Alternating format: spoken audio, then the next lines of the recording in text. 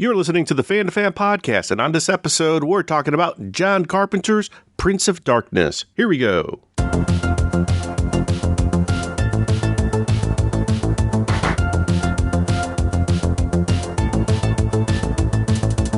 You're listening to the Fan2Fan Podcast. I'm one of your hosts, Bertie Gonzalez. With me today, fellow co-host Pete Charbonneau, and we have a number of esteemed returning guests.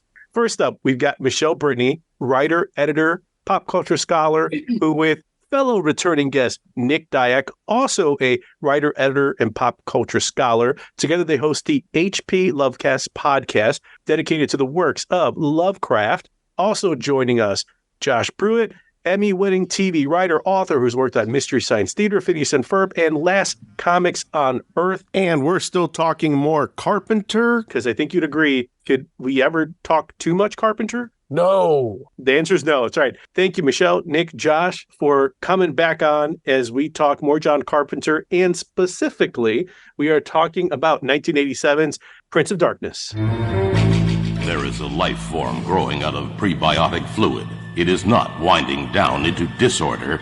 It is self-organizing into the shape of fear. The most evil force man has ever known is awakening. Master of terror and suspense, John Carpenter brings you Prince of Darkness. Prince of Darkness. Don't see it alone. Twist my arm, and I'll come back and talk John Carpenter. Twist. Oh my gosh. Twist our arms and talk about Lovecraftian stuff. Yeah, right? We've kept our guests locked in a basement of a Los Angeles monastery for the last several weeks. We're allowing them out to talk about Prince of Darkness. The sun looks weird and there's ants on people's faces, Pete. What are we doing? I don't know what happened. I left out too many cookie crumbs again. I apologize for the ants. That's We can't get enough. Just like we can't get enough of Carpenter. That's a transition I'll use. We've talked about Escape from New York, Big Trouble in Little China, In the Mouth of Madness, The Fog, Christine, and now we're delving into another segment of the Apocalypse trilogy that includes The Thing from 1982 in Prince of Darkness.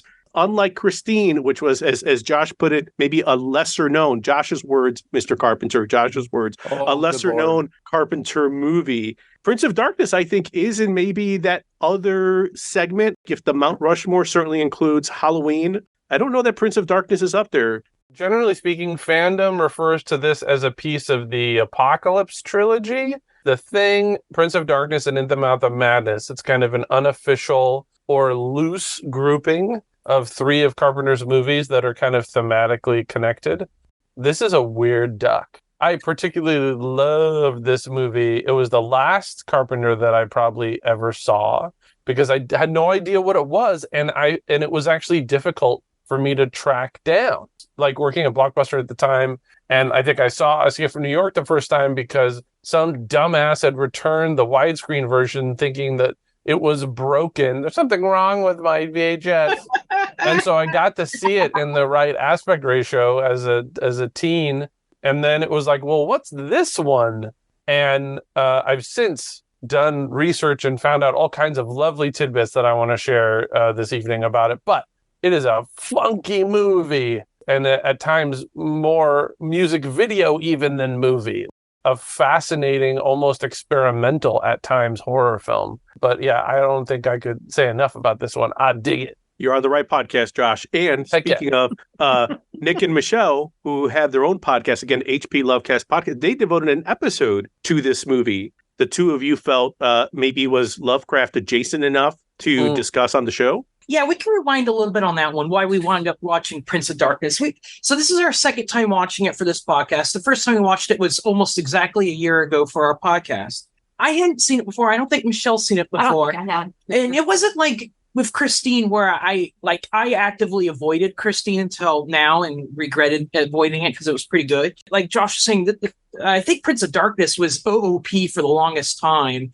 You know, now with boutique labels, it's readily available. So it wasn't like not without trying, but it was a couple years ago, a movie came out called The Void. The Void is an amazing, not like Lovecraft mythos film, but it is completely Lovecraft. And we were reading reviews after, we were blown away by it. This movie could be best described like if you took the creature effects from John Carpenter's The Thing, combined it with the siege, cultist, otherworld elements of Prince of Darkness and put them together, you would have The Void. We are sold on that. We've seen The Thing many times. Creature effects are awesome. We have not seen Prince of Darkness. Let's track this down and finally get around to watching it. And you're not wrong that it's not funky. It's bad. And I feel awful saying that because the movie has like everything you would want in a movie. It has it has all the elements for greatness, but it doesn't come off being great. It doesn't work for you. It works for some. Well, hey, this is a perfect place because Josh, like you said, you've got a bunch of trivia that you're going to spout. Michelle, you're going to have to kind of explain why maybe this didn't work for you. But Pete, I was going to ask you. Guest star Face Off. That's right. Before the Face Off, Pete, do you remember when you first saw or when Prince of Darkness got on your radar? Yeah, I was looking forward to seeing this because at this point, I had certainly dipped I'd say my big toe and 3 other of my toes into the John Carpenter world. So I was on board. I didn't see it in the theater, but this was a early day video rental. Without knowing much about it, I was just like, I'm on board. Like it sounds like John Carpenter's tackling demons, Satan, the devil, whatever. Like it's in some canister in a church. I'm like, yeah. My cousin and I were like, awesome. And then we saw it, and we were probably a little too young to fully grasp some of the metaphysical stuff that Carpenter was doing, or Quatermass, the writer of this screenplay. So it went over both our heads, and I remember being supremely disappointed in it at the time. And then having rewatched it after not seeing it for many years for this podcast, I will echo, Michelle, what you were saying. There's a great story. There are the bones of a great story here. And I think there's elements in this that are ripe for making for a really great movie. I think this one falls short of being great, though, in my opinion. There's a lot to like. It's just, I don't know if he could have done with a slightly bigger budget for this. I know this was another super low budget one. And I know you can make great films on low budget. Hello, Halloween. I feel like this one, at least with makeup effects and things like that, could have used that extra oomph to it to kind of really sell me more. I can say now I at least understand what's going on in the movie, where the first time I saw it was way over my head. I was waiting for demon, Satan, creature to show up. And then when it doesn't quite happen, that's a bummer. Similar when we talked about Christine, this movie has grown on me, and I will say that I appreciate it a lot more than when I was younger. I just still think, in terms of the Carpenter canon, it falls in that middle ground for me. But Bernie, why don't you? Your turn, buddy. With your thoughts on. Oh, Prince yeah. I saw this again for folks that may listen to the podcast regularly. 1, thank you, first and foremost. And 2, when I first went away to college, it was really the first time I was at a place where I was not under the thumb or watchful eye of my parents, who were looking at everything that I was pulling off the VHS shelf and in judgment would say, no, not that one, but this one. And having full reign to put anything I wanted in the VHS and the VCR, I was like, you know what? I'm going to rent every horror movie A to Z. This was certainly in the group picture, but a movie that, unlike Pete, you always talk about Mark, your cousin, you kind of had a guide. You had somebody else that you could walk through these, experience them with, process them with, and then maybe find some movies that you're like, oh yeah, we loved that. We loved this movie. Let's go back and check it out again. I was just kind of left to my own devices. I'm sure my roommate probably shares some stories about his crazy roommate in his first year of college that watched all these horror movies. And to that, I would say, John, wherever you are, I hope you're doing well. But 2, sorry, man, I was really digging all these horror movies. And Prince of Darkness, totally over my head. I did not understand it. And this was, again, after watching in that binge things like Night of the Living Dead, every Friday the 13th sequel, movies that are tropey, movies that are in franchises. That's where I first discovered the Fulci movies. And I was like, okay, this is, I think, as the kids say, Prince of Darkness is a vibe. It feels like a Fulci movie. It feels like you're talking, Josh, like a music video, experimental filmmaking. It's not straightforward. I think also, like you said, Pete, every time I've watched it, I feel like I get a better understanding of it. And I don't know if that's me bringing more to it or wanting to bring more to it. It's not a movie that I revisit often, but I think every time I do revisit, I'm rewarded. Carpenter's doing some really cool, funky stuff here. And in some ways, when we talked about In the Mouth of Madness, because like you mentioned, Nick, monsters, we're given those monsters. We're given Sam Neill's like descent into madness. And that's really kind of like the inertia that pulls that movie. But we do get, for a few seconds, visceral practical effect monsters on the screen. And that's where it's like in this one, we just get Satan's hand. It could have been maybe extras from Tim Curry from Legend for all we know, where he's just like, hey, Ridley, what are you doing? Let me just get the glove. That's all I need. It's evil spritz bottle. Yes. Like that's yeah. But I think that's where like he's kind of digging into, in some ways, like a lot of the iconography, a lot of the totems that we have for like what evil is, trying to bring in a lot of messy math, like the science, to be like, let me explain how evil works. And I'm going to have these scientists, students, and we're going to talk about quantum physics, and we're going to try to quantify evil. And that's where I think it gets a little messy, but I appreciate the effort. And I think with every watching, I'm like, okay, I think I understand now what you're trying to do. I don't know that I fully love it, but I'm digging this, John. I'm digging this. Suppose what your faith has said was essentially correct. Suppose there is a universal mind controlling everything, a God willing the behavior of every subatomic particle. Now, every particle has an anti-particle, its mirror image, its negative side. Maybe this universal mind resides in the mirror image instead of in our universe as we wanted to believe. Maybe he's anti-God, bringing darkness instead of light.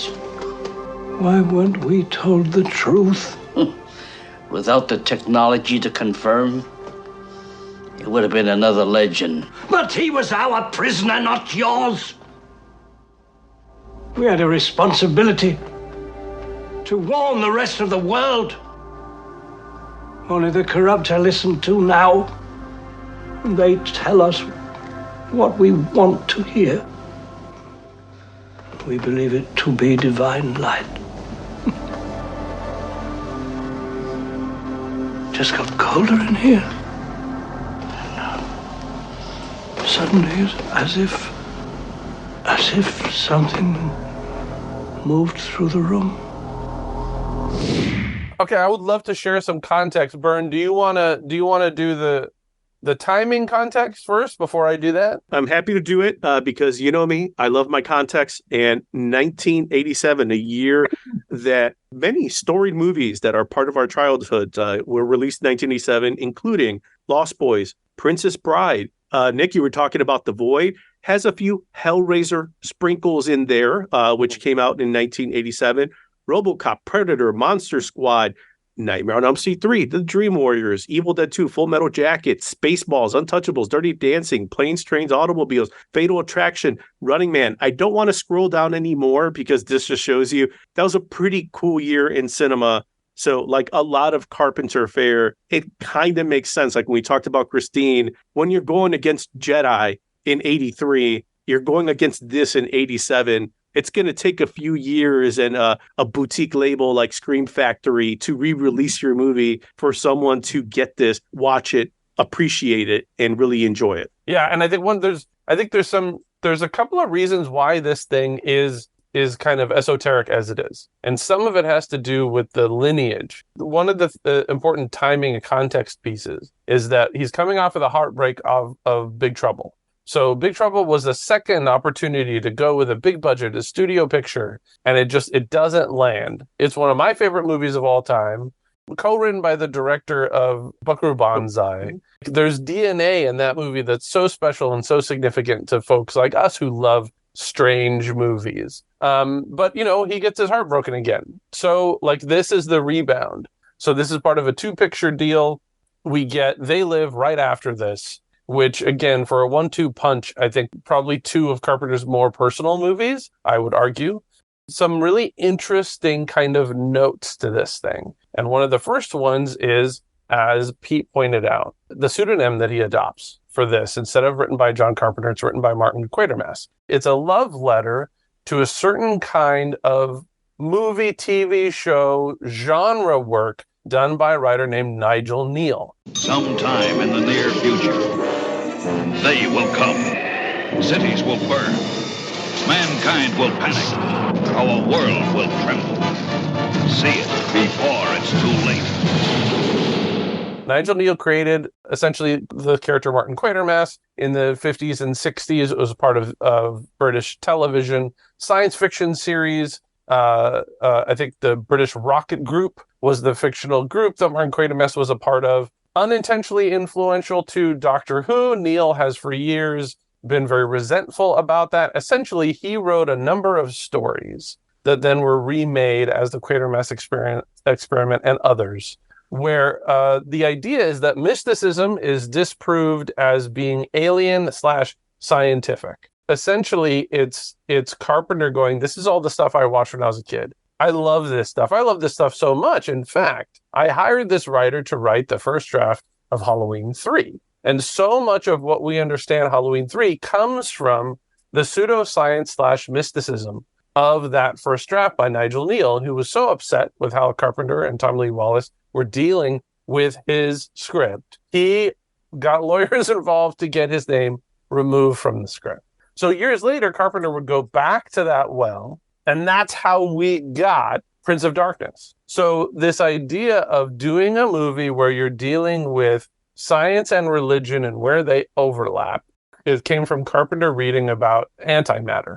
And he's like, oh, what if there was anti-God? So what if it's not necessarily Satan, quote unquote, but it's this other entity that has more to do with science than religion? And let me start conflating these things. So much of like the very strange exposition, people standing near computers that are making noises, it comes out of this 50-year-old tradition of people standing urgently and talking about very heady science fiction concepts. Now, that's not to say that all of that would have helped make the movie more successful, but I think as a love letter to those kinds of stories, it totally rules. And when I watched it the first time, I had no idea. I didn't know where all this DNA came from. I just thought it was kind of strange and unique, and I had never seen anything like it. So I think one of the things that kind of sticks out to me about, I think, Michele and Nick, your experience watching Void first is so wild, because you're watching the thing that was influenced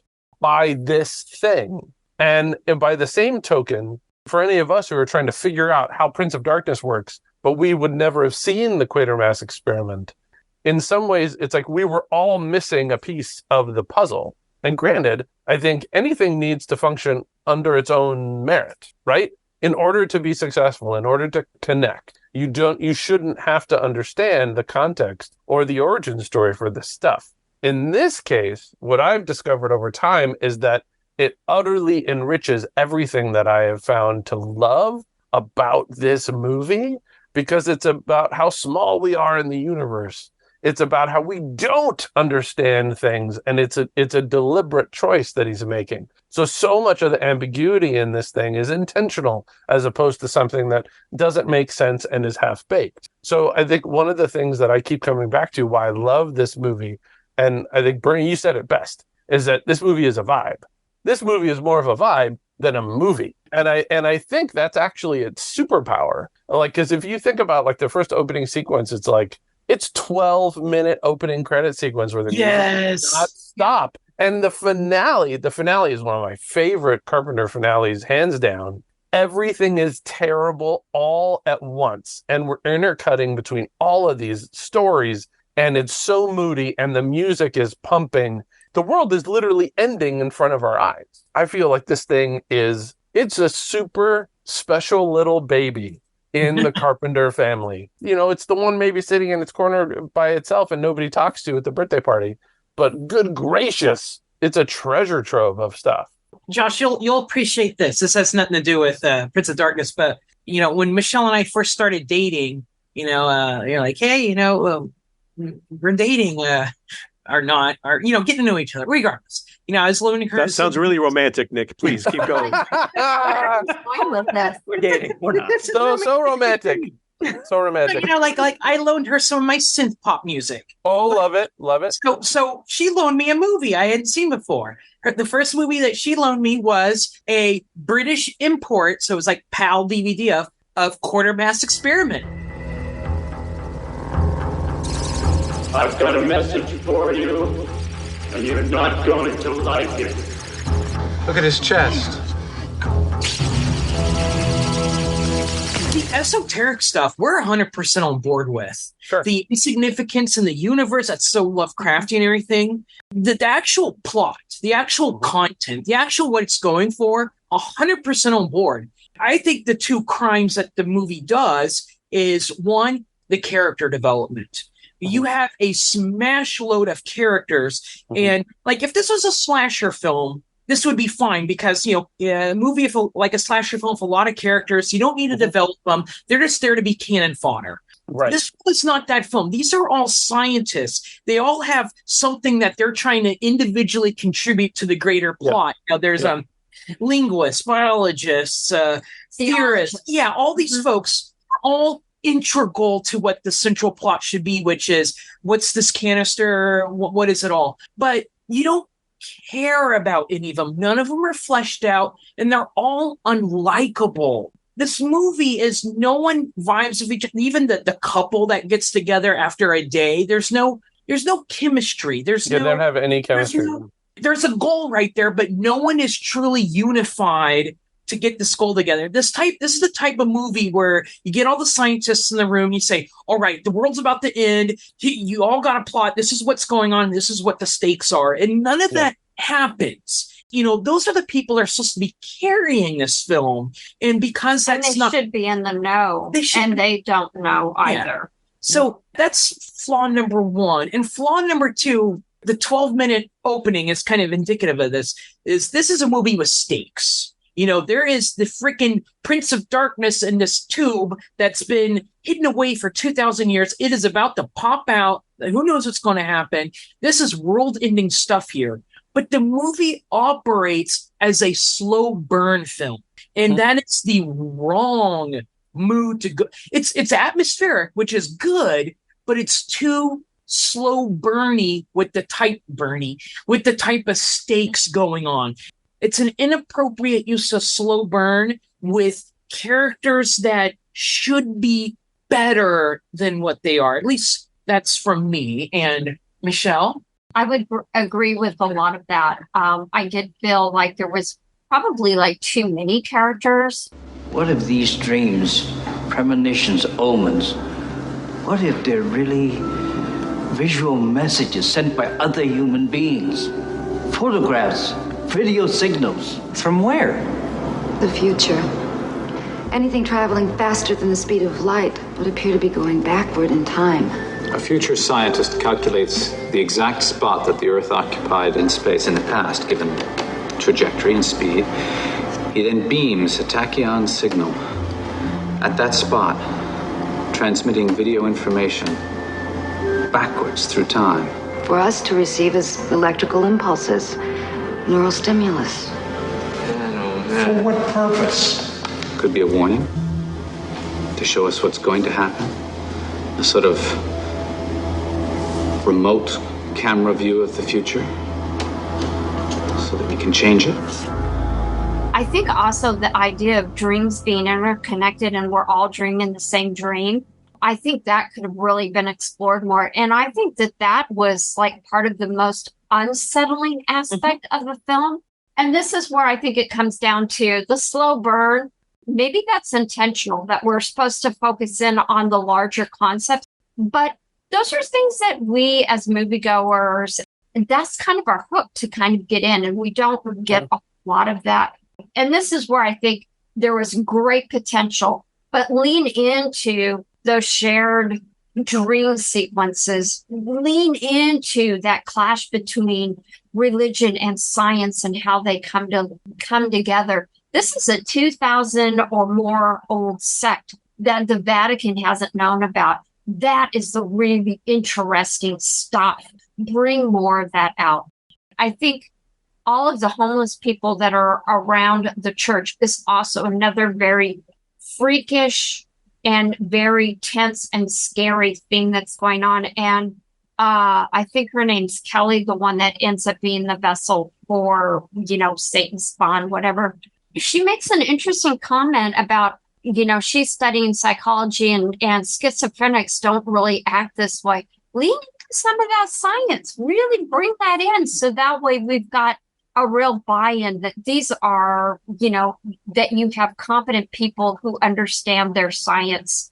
Even if we as viewers may not completely understand it, we're gonna see them as subject matter experts. But instead, the emphasis got on to we don't know what's going on. We're experts, but we don't really know what's going on. So we can't really convey that to the audience because we don't know what's going on. See, I think there's two solutions to this. Either A, you trim so much of this film, get rid of all the extraneous stuff, or you go like a Flanagan route and turn this into like a mini series that allows for all this to breathe, the characters to develop, to show their competencies, to show what they contribute.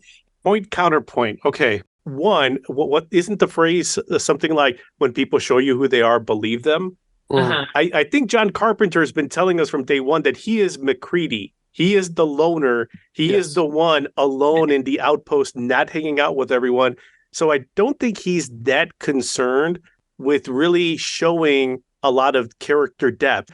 But I also think he's not interested in painting these people in Prince of Darkness and any more of the superficial level that I think you guys are right on. Like, there's not meant to be anything there because he doesn't care about them. He's always kind of said, like, this is not interesting to me. What's interesting is, going back to some of the comments you were making, Nick, he's the guy that's interested in the guitar solo in the middle of the song, not about giving you the 3-minute and 47 radio edit. That's what Prince of Darkness is. It's him saying, I don't care about the people, and we're not going to talk about their relationship. And their relationship is so ridiculous. They're going to fall in love and be in bed in less than 24 hours. Yeah, the priest doesn't even have a name. Yes. Like I would second that, Bernie. Like, honestly, I think that some of you guys are making great observations, but I would argue that most of that's the point. I think the distancing is the point. I actually would argue that a lot of the, keeping the characters at arm's length, because we know Carpenter can do otherwise. We've seen him do it multiple times. For me, I don't think it's lazy or half-baked. I would argue that part of that is the mission statement of the movie.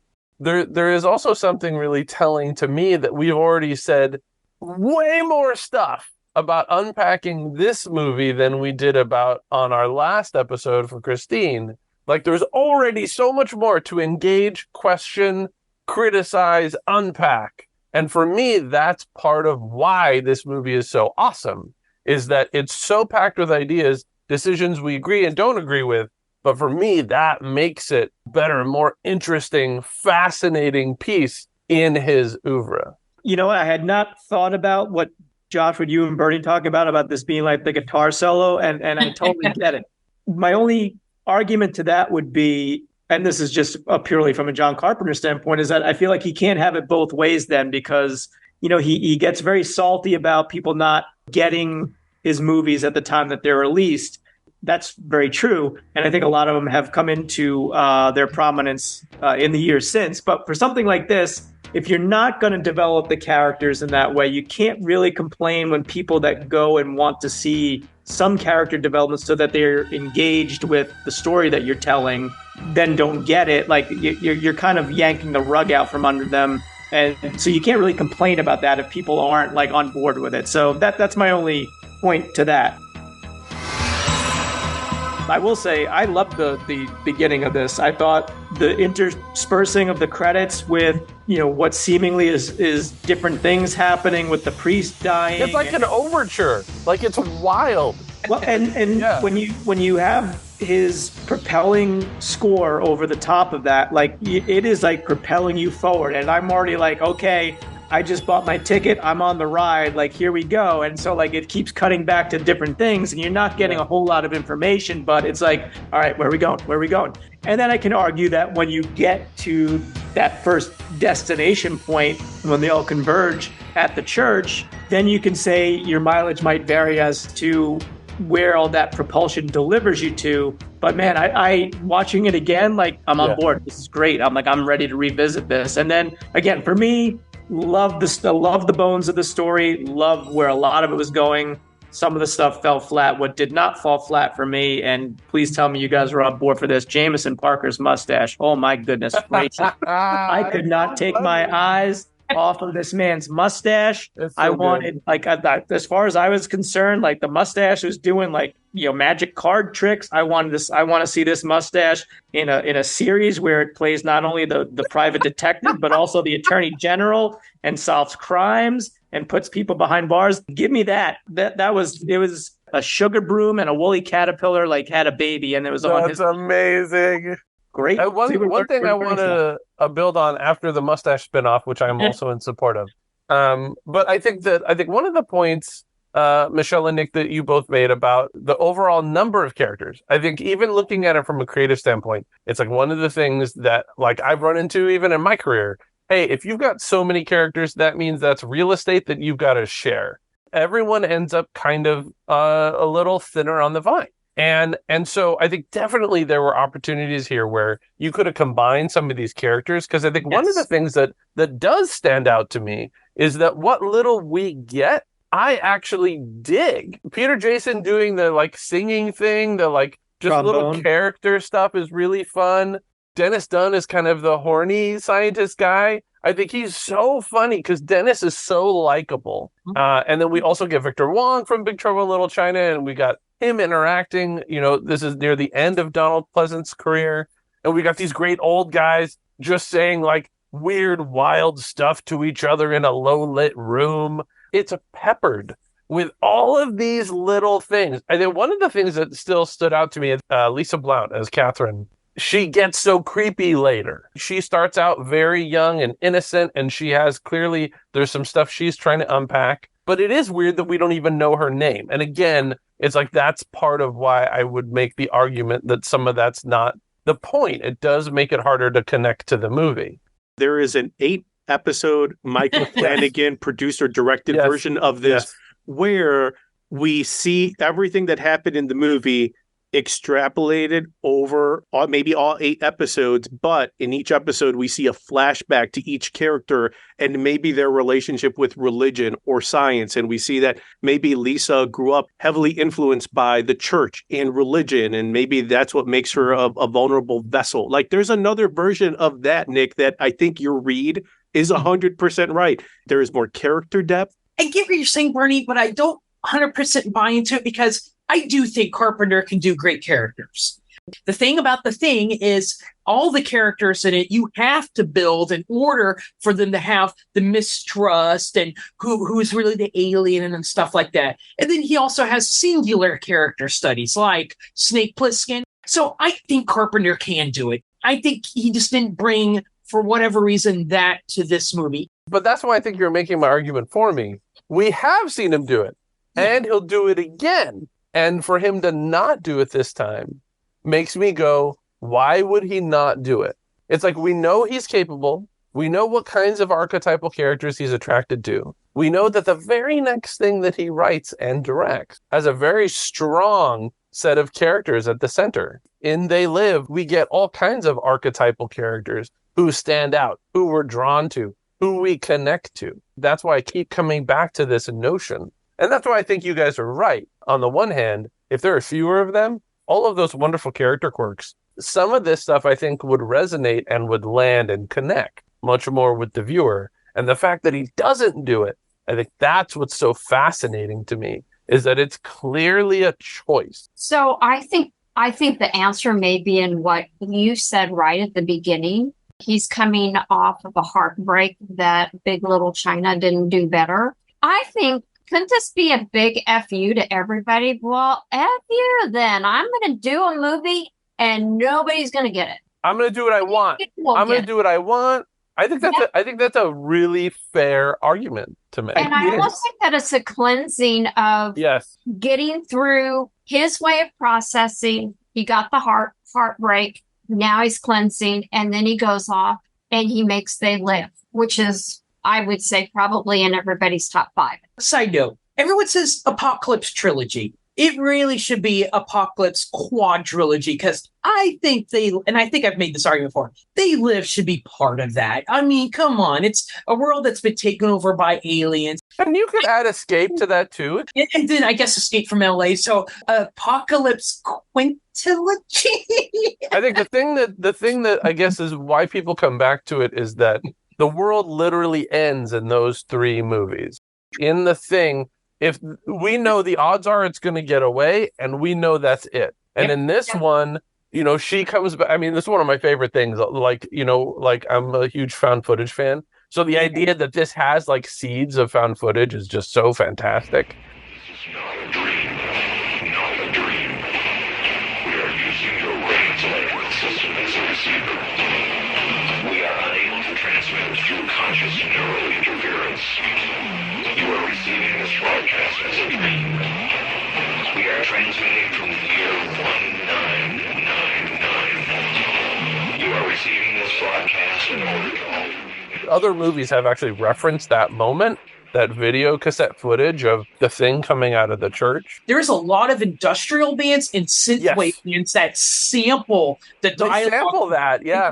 Now that I'm 100% on board. Whenever I hear that sampled in an industrial or synthwave song, I do get goosebumps. That stuff is cool. Well, I mean, and Michelle, you kind of hit on the question I was going to pose, but like I think Josh and Bernie and I think we talked about this on a previous Carpenter episode. But like the nihilism that is at the heart of a lot of his stuff, I think this is like the big fuck you. This is kind of like, you're not going to get character development because everyone's dying, and fuck you, and I don't care about these people, and and we're all doomed anyway. So what's the point? Like, let me just get to the conclusion where bad things are going to happen, and you think that maybe the day was saved. Nope, it's not. So I think there's a big part of that. I think there's a big part of that going on in this too. I think it's a really great argument, and I think what it does is it really squarely points back to a tour theory when it comes to Carpenter. Is that here's a very specific idea he wanted to explore. We're going to see repeated refrain of themes that he's dealt with before and that he will hit again. But he's got a very specific goal, and almost all of it is in the very wordy pseudoscience discussions. That is clearly the priority. I think one of the things that I think about with some frequency, especially post-October, because rewatching Halloween 1, 2, and 3, we love Carpenter on this show. In retrospect, people have not erased her name, but I don't know that people give the love to Deborah Hill that she is deserving of, particularly when it comes to co-writing Fog and Halloween 1. And one of the things that is much discussed is that largely the essence of evil and all the Donald Pleasant stuff, that was, largely things that John's jurisdiction was, and that Deborah was literally bringing her babysitting experience to bear when she was rendering these young women. And I rewatched, the first one recently and was just so taken by how approachable, relatable the 3 women are, and where nothing else is going on. You've got Carpenter's music and the car drives by, but all their dialogue is so funny and they're so mean to each other.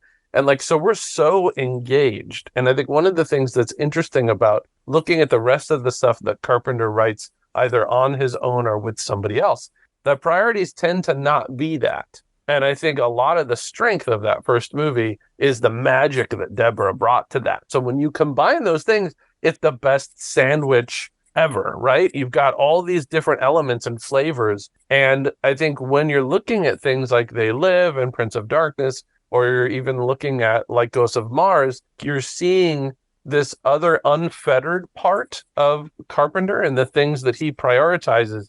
It's different. I think it's closer to what I think Bernie's pointing out is there's a guitar solo priority here. And it's not necessarily bad, but it is a little bit of a departure. It is a little thinner than I think we would want, or even that we are accustomed to. The one thing I wanted to throw out, and there's a read by a critic, John Kenneth Muir, he had said that Prince of Darkness is supposed to be a parable for the AIDS epidemic and how this was at its peak. I was looking at some of the stats, and you had over 40,000 people who had died from AIDS in 1988, so a year just after this film. And I think it's probably fair to say, when we see numbers like that, it means the real numbers are probably higher, but certainly like a communicable disease. People were afraid. The connections with homosexuality, how that was being derided by the media, pop culture, like all that stuff. And this critic is saying, yeah, there are things here with the liquid passing, the fluid that passes along to people, then creating that connection with Satan. I don't know that I necessarily make that connection, but I can see it. Wondering if you guys see any of that in Prince of Darkness. Diving deep on this movie that gets different mileage for all of us. We're probably exploring some things that, just from what I've read and listened to John Carpenter say, is probably like going way deeper than he would ever intend, which makes it no less valuable. I mean, I look at something when we talked about Christine, you've got something there where it's basically you got your main character shunning society to love an object, a car. There's stuff going on there that I think we can always pull from that are absolutely 100% valid that may not have been in his mind when he was making it. But from the AIDS standpoint, like, I guess I don't know how you avoid it back then, like in the late 80s. I mean, it was on the news all the time. No one really kind of knew at that point where it was going to lead to. You've all these people dying. I think at that point it had moved past just being the gay disease. So it was a very serious thing. So I don't know how you escape it, but I don't know if that was on John Carpenter's mind. I think it's the nature of a zombie film. And for all his purposes, Prince of Darkness has zombies in it. You may not call them zombies. They may be conscious or whatever, but they're zombies.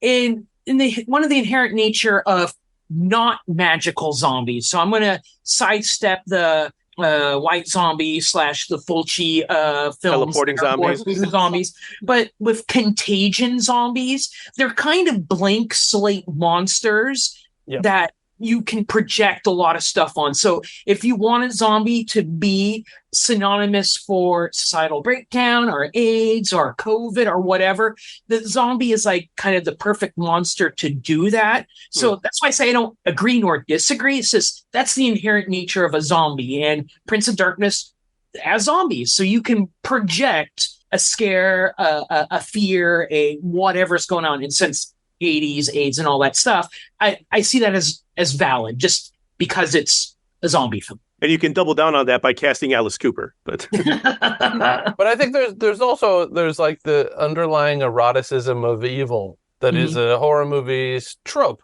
So especially when we're talking about like Satanism or cultism, the sex is part of it. So if you look at all those interactions, especially with I forget the character's name, and Lisa, when Lisa gets the water, it's like she's like, "Oh, are you hitting on me?" There's stuff. There's I mean, he literally says it, right? So it's not like we're projecting, but there's also, again, there's a 100-year precedent for evil is seductive. So therefore, that's how this thing is going to get into these people. Nosferatu, like sinking into people's doors, right, and going after Mina, like while she's in bed. What's interesting to me about it, I think, is similar to what you're arguing, Nick, is like there is a blank slate to it, but I think there's also a timelessness to it. Mm-hmm. What's the most interesting or creepy way for this to happen? Oh, it's probably internal. And therefore it automatically is, here's STDs, here's seduction, here's eroticism. Yeah, I would add to that I noticed that any transmissions of the fluids was basically from like the pool, or it was from the mouth, but there was distance between the characters except for one. Mm-hmm. And that was Susan with Mullins, that she actually plants a pretty deep kiss on him. Mm-hmm. And that's not subtle. Yeah. And to me, I think that kind of fits with, this idea that whether it was intentional or not, the fact that AIDS was huge at that time, it was in the news.